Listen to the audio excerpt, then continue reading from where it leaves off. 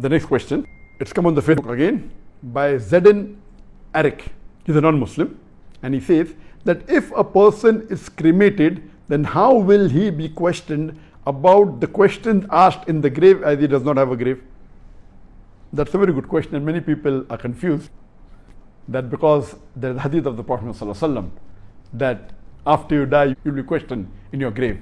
And there's also mention of the azab, the punishment in the grave.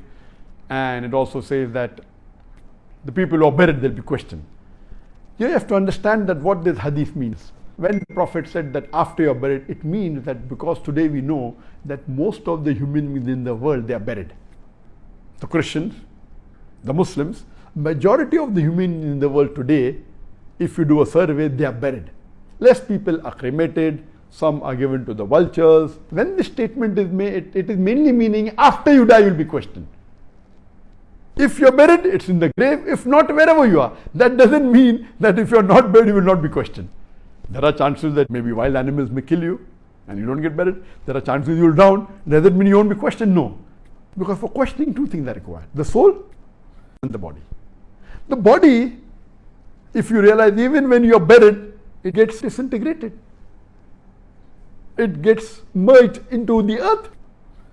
So the main concept is that if Allah can resurrect you on the day of judgment, why can't He yet, whether you have a body or not, whether you're buried or whether you're drowned, whether you're cremated, Allah can yet, if He wants to give you pain, wants to give you punishment, as Allah says that in the Quran, in Surah Insan, chapter number 75, verse number 3, that if those people who think that Allah cannot resurrect them on the day of judgment, how can Allah reassemble our bones on the day of judgment?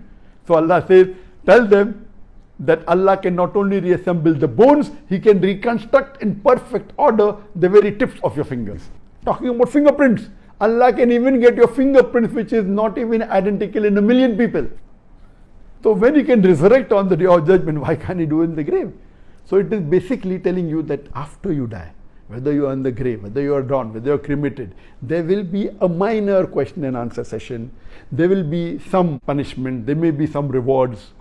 But the final recompense, as Allah says in Surah Imran chapter 3 verse 185, is the final recompense is on the day of judgment. Hope that answers the question.